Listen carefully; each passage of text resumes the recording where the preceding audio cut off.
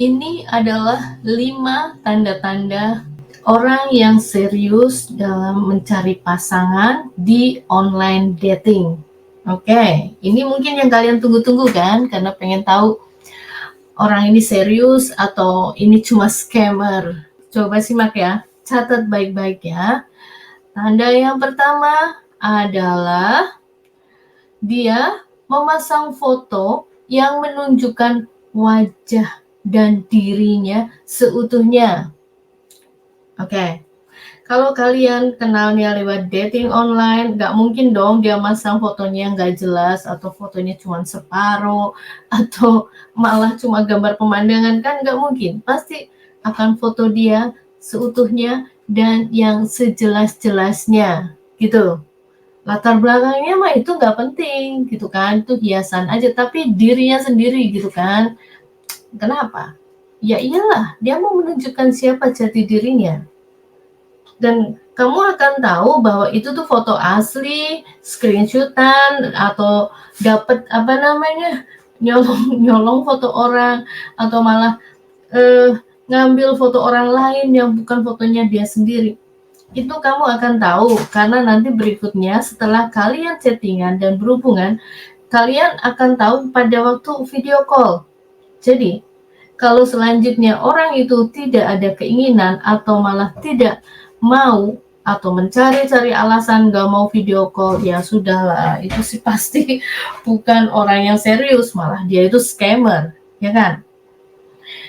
Kalau orang itu masih punya pasangan atau dia masih punya suami atau punya istri ya, tapi ikut di dating online, nah otomatis dong dia nggak akan berani dong masang fotonya dia sendiri karena takut ketahuan sama pasangannya gitu. Jadi ya itu sih kebangetan dia teman-teman, itu dia nggak usah dibahas yang itu, ya kan? Oke, sekarang nomor 2. Dia akan menulis profil tentang dirinya secara spesifik. Ya, kamu udah tahu ya, dia nggak akan membohongin dong. Dia akan mendeskripsikan dirinya secara terperinci. Misalnya, dia akan menyebutkan tinggi badannya, dia akan menyebutkan ciri-ciri fisik atau hobinya, etnisnya apa, pokoknya segala sesuatu tentang dirinya akan dia tunjukkan, akan dia sebutkan secara jelas dan nggak berbohong gitu. Kalau kamu cuma lihat fotonya ganteng aja, terus kamu suka orangnya, tetapi deskripsinya itu nggak banyak atau cuman sedikit, cuma menyebutkan nama kotanya sama hobi, ya sebaiknya jangan tertarik seperti itu ya. Jangan tertarik cuma mukanya aja gitu loh, tapi dia nggak menyebutkan deskripsinya yang harusnya dia isi dengan baik, sebaiknya kok dihindari. Oke? Karena apa? Toh pada saatnya nanti orang kan nggak mungkin cuman online terus, nantinya kan akan ketemu gitu kan. Pada waktu bertemu ya harus sesuai, harus cocok, itu maksudnya. Yang ketiga, dia akan memberikan semua informasi tentang sosial mediamu. Ingat ya, informasi sosial mediamu. Jadi bukan cuman berpindah dari aplikasi dating online terus pindah ke WhatsApp. Karena ini kebanyakan scammer, kalau scammer itu pasti berpindah aplikasi. Misalnya kalau kamu kenalannya di online dating kah, atau kenalannya dari Facebook kah, atau dari Instagram kah, terus nanti dia akan minta nomor WhatsAppmu, minta nomor teleponmu dan WhatsAppmu. Itu doang.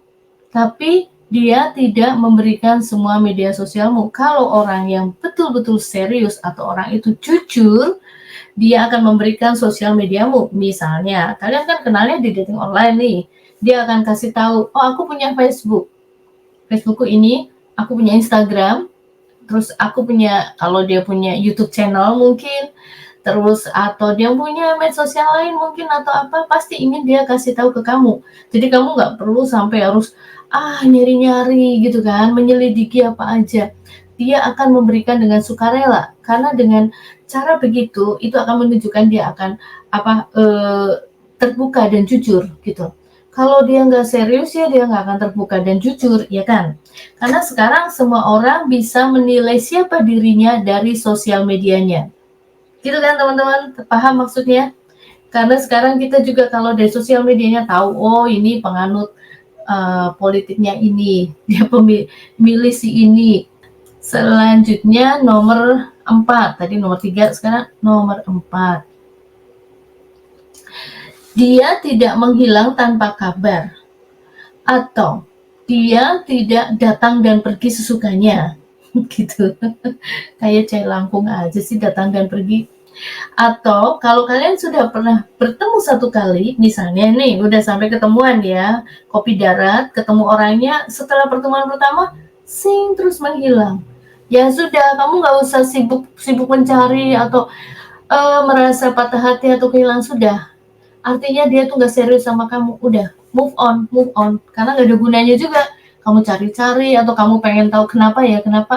Kalau memang nih hubungan kalian sudah sampai pertemuan pertama, terus dia tiba-tiba menghilang, itu sudah pertanda aja, udah pertanda bahwa dia nggak serius, dia nggak ada niatan menjalin hubungan lebih lanjut sama kamu. Jadi memang tidak ada guna. Karena pertemuan pertama itu adalah sebuah penilaian yang sangat penting, penilaian besar pada saat kita ingin mengenal seseorang, ya kan? Intinya, kalau biasa chattingannya lama, kita udah akrab, kita sudah video call, kita sudah pokoknya kayak yang udah cocok, tetapi setelah pertemuan pertama kok dia berubah. Ya sudahlah, artinya dia memang ada hal yang membuat dia itu atau mungkin berubah pikiran gitu kan. Itu hal yang patut kita indikasikan bahwa dia nggak serius. Atau kembali chattingannya atau kalian belum bertemu tetapi cara untuk komunikasi kalian itu dia itu datang dan pergi. Misalnya seminggu ini dia lancar chatting, kadang telepon, kadang video call, kirim foto.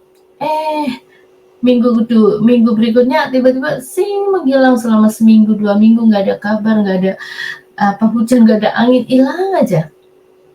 Terus nanti di minggu ketiga tiba-tiba chatting lagi, ngubungin kamu lagi gitu kan. Terus rajin gitu tiap hari. Lah kalau menurut saya orang seperti itu sudah indikasi nggak bagus ya. Kalau meskipun tapi kan sekarang udah baik, dia udah rajin banget, udah nggak menghilang lagi.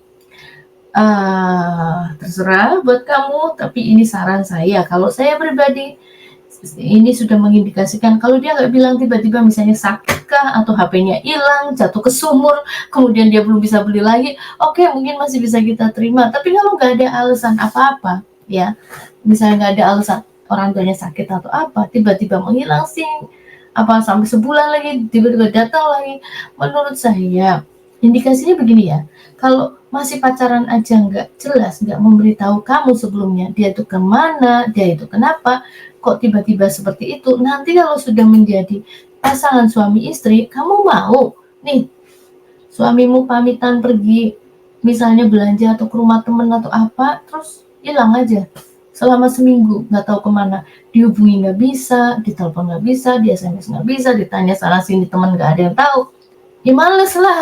Ya nggak, paham kan maksud saya?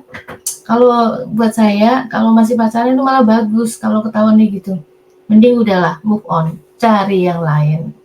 Yang terakhir teman-teman, nomor 5, dia tidak menjadikan seks sebagai bahan penilaian yang utama.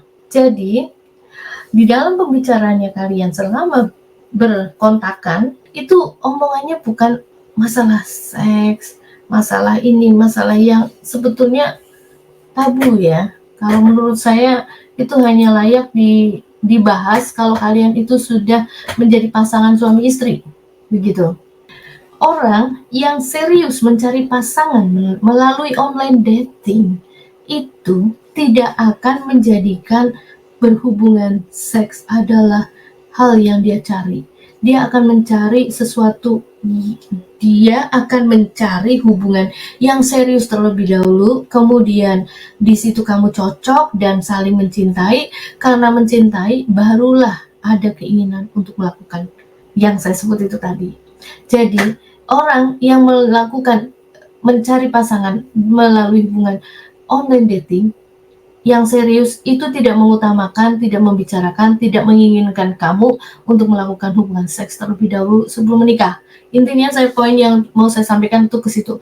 Kalau misalnya di online dating, dia itu yang diomongin itu, keinginannya adalah itu artinya malah menurut saya tujuannya utama dia adalah mencari hubungan itu, hubungan seks itu ya, bukan mencari hubungan yang serius. Oke? Jadi sebetulnya indera keenammu, perasaanmu itu bisa membaca sendiri. Jadi jangan. Orang yang serius tidak akan mengutamakan hal itu. Yang pertama adalah hubungan serius dulu, saling cocok, mengetahui lebih dalam, lebih kenal, lebih dekat, dan seterusnya dan seterusnya. Setelah saling mencintai, nanti baru membicarakan hal itu. Ya kan? Karena udah mencintai, tentu saja ingin memiliki. Kalau ingin memiliki, artinya ingin menikah. Kalau sudah menikah, nah baru membahas itu. Oke? Jadi jangan dengan dalih, oh kalau kamu mencintai berarti kita harus melakukan itu. No, itu menurut pendapat saya. Terserah kalau orang lain berpendapat berbeda, tetapi ini yang saya alami dan ini saran saya. Kalau kalian sudah melakukan terlebih dahulu, lebih banyak kerugiannya buat kita, terutama wanita ya. Oke, teman-teman. Mudah-mudahan udah jelas. Ini video mungkin banyak yang ditunggu. Sampai ketemu lagi di video yang akan datang. Kalau kalian ada pertanyaan, silahkan tulis di kolom komen. Kalau ada yang ingin dibuatkan videonya yang suka jadi pikiran banyak buat kalian, jadi pemikiran nih, jadi pertanyaan, boleh tuliskan juga di kolom komen. Nanti saya jawab atau saya buatkan videonya. Sampai ketemu lagi semuanya di video yang akan datang. God bless you all.